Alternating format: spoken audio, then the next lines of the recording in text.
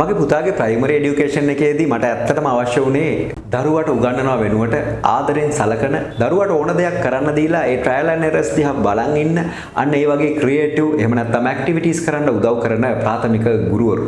මගේ වාසනාවට මට හම්බුණු ගුරුවරු, ඒ කියන්නේ 1 වසරේ ඉඳන් 5 වසරේ යනකම්ම මට හම්බුණු ගුරුවරු, මගේ දරුවාගේ ගුරුවරු මෙන්න මේ ක්‍රියේටිව් දේවල් වලට උදව් කරන දරුවට ඕන දෙයක් කරන්න උනන්දුවක් දක්වන ඒ වගේම ඕන දෙයක් ට්‍රයල් ඇන්ඩ් එරර්ස් කරලා දරුවට උත්සාහ කරලා බලන්න උදව් කරන ගුරුවරු උනා. ඒ නිසා දරුවා දිගින් දිගටම 6 වසරෙන් එහාට පර්ෆෝම් කරන්න පටන් ගත්තා. 5 වසර ශිෂ්‍යත්ව විභාගයේදී මම හැමදාම කිව්ව එකක් තමයි මගේ දරුවා ලොකුවට ශිෂ්‍යත්වයට මහන්සි වෙන්නේ නැහැ කියන කාරණේ. ඒකට හේතුව දරුවා ශිෂ්‍යත්වයට මහන්සි වීම තුළ දරුවට එන පීඩනය මම දන්න නිසා මම ගුරුවරුන්ට කිව්වා මේ දරුවා සාමාන්‍ය විදියට ඉගෙනගෙන දරුවට පුළුවන් විදියට විභාගෙ ලියයි කියන කාරණේ. හැබැයි සමහර ඉස්කෝලවල ඉන්න දෙමව්පියන්ට මේ තත්ත්වයට පත් වෙන්නට බෑ. ඒකට හේතුව ඔවුන්ගේ අරමුණ හොඳ ඉස්කෝලයක් එහෙම නැත්නම් ජනප්‍රිය පාසලකට තමන්ගේ දරුවා දාගන්න එක. හැබැයි මම දෙමව්පියන්ට කියනවා එහෙම කියලා දරුවා නිවැරදි ක්‍රමවේදයක් ඔස්සේ මනෝවිද්‍යාත්මක ක්‍රමවේදයක් ඔස්සේ පුහුණු කරනවා ඇරෙන්නට මොනම වෙලාවකවත් දරුවට අනවශ්‍ය පීඩනයක් දෙන්නට එපා. ඒකට ඕන තරම් ක්‍රමවේද තියෙනවා.